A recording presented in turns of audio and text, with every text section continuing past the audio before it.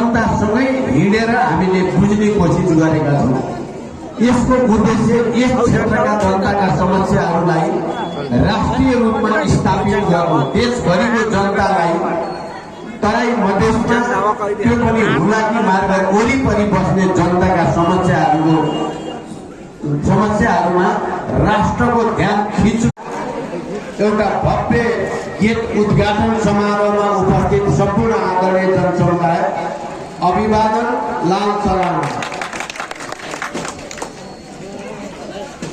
यहाँलाई थाहा छ, हामी हुलाकी मार्ग केन्द्रित भएर पूर्वदेखि पश्चिमसम्म एउटा अभियानमा छौँ।